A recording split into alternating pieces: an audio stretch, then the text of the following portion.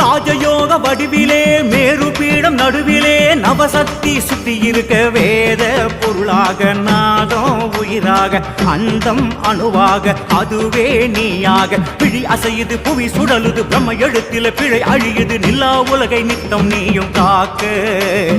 என்ன தவம் செஞ்சோ மகாதேவியம்மா